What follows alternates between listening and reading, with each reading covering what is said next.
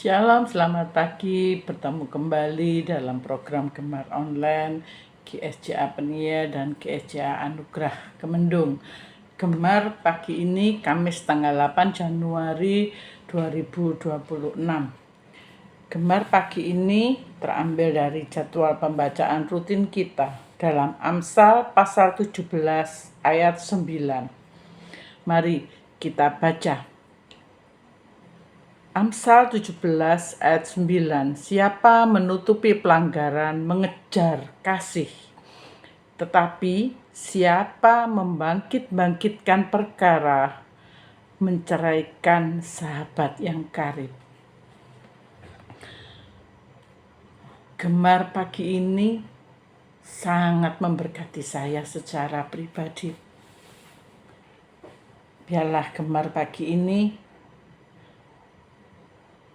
menjadi perenungan untuk kita di tahun yang masih baru, masih 8 hari kita jalani. Biarlah kita di tahun-tahun mendatang kita bisa memperbaiki pengiringan kita, pelayanan kita pada Tuhan. Ayat ini sangat memberkati saya. Setiap kita pasti pernah melakukan kesalahan, pernah melakukan pelanggaran, baik itu secara rohani maupun secara fisik. Tetapi di sini dikatakan siapa menutupi pelanggaran. Menutupi pelanggaran bukan berarti kita menyembunyikan, bukan berarti kita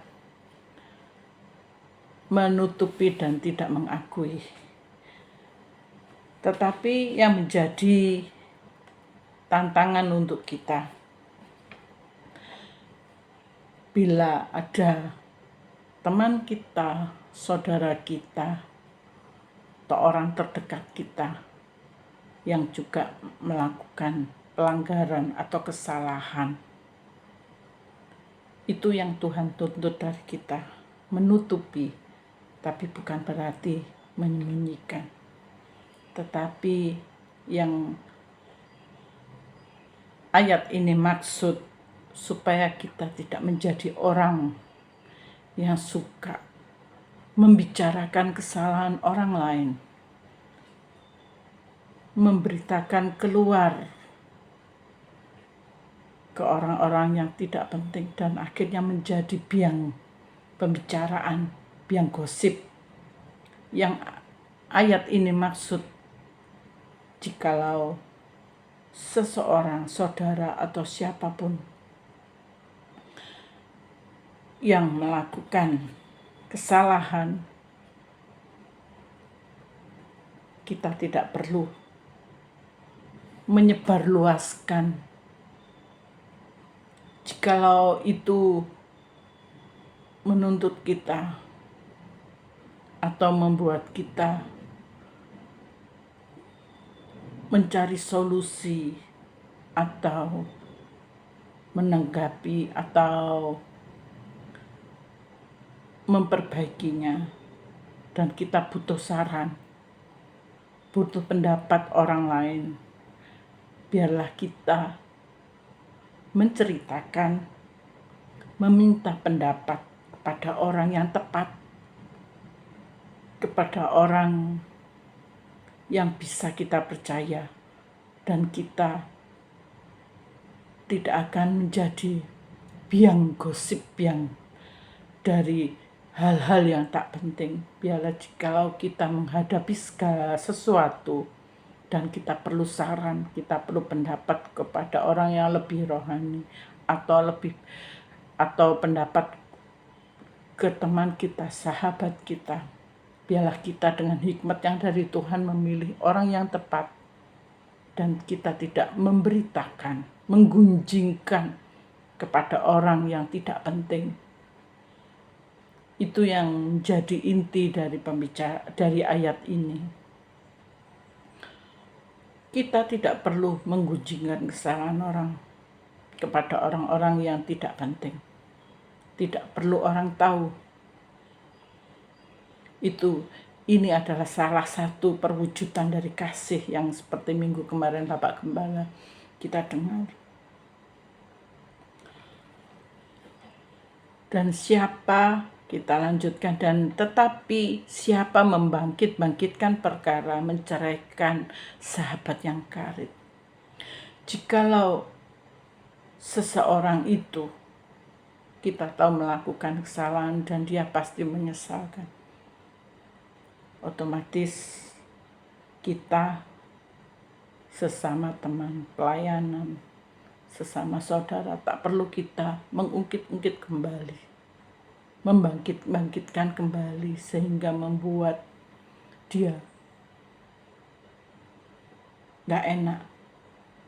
Dan kalau sampai terjadi dia tidak terima atau sakit hati, pasti akan terjadi pertengkaran. Dan persahabatan atau pertemanan itu akan pasti hancur. Kita tak perlu menghakimi orang. Kita tidak perlu menyebarluaskan kesalahan seseorang. Yang menjadi tugas kita adalah, kita baca dari Galatia 6 ayat 1. Ini menjadi tantangan untuk kita semua. Dan bukan menyebarluaskan ke orang-orang yang tidak penting. Mari kita baca dalam Galatia 6 ayat 1. Saudara-saudara, kalaupun seseorang kedapatan melakukan suatu pelanggaran, maka kamu yang rohani harus memimpin orang itu ke jalan yang benar dalam roh lemah lembut, sambil menjaga dirimu, supaya kamu juga jangan kena pencobaan. Alkitab sangat jelas mengajarkan untuk kita menjadi orang-orang yang bijak, menjadi orang-orang yang bijaksana. Kalau kita bisa menolong, membantu untuk membawa kembali saudara kita ke jalan yang benar, biarlah itu kita lakukan dengan roh yang lemah lembut seperti Alkitab. Bukan roh dengan sakit hati, emosi, tapi roh yang lemah lembut mengingatkan. Sehingga si saudara kita ini mau dengan rendah hati mengakui dan mau berhenti, bertobat, dan akhirnya dia bisa kembali ke jalan yang benar. Itu yang Tuhan mau kita lakukan sebagai anak-anak Tuhan, sebagai pelayan-pelayan Tuhan. Sambil kita juga berdoa supaya apa yang telah kita lakukan, apa yang kita upayakan, bisa membawa dia bertobat dan mengawali langkah baru, dan tidak akan mengulangi lagi, sambil berjaga-jaga supaya kita tidak terseret dalam pencobaan. Biarlah renungan hari ini menjadi perenungan kita. Biarlah Roh Kudus bekerja lebih lanjut, menjadikan firman ini rema, dan mengingatkan kita senantiasa supaya kita menjadi orang-orang yang bijak, orang-orang yang bisa menjadi teladan, orang-orang yang bisa memenangkan kembali saudara-saudara kita yang terhilang, untuk membawa kembali di dalam gereja, kembali beribadah pada Tuhan, kembali pada jalan Tuhan, sehingga nama Tuhan yang dipermuliakan. Biarlah firman ini bisa menjadi berkat dan bisa kita menjadi terang untuk juga teman-teman kita yang terhilang. Mari kita tutup renungan hari ini dengan doa. Tuhan, terima kasih buat firman-Mu hari ini.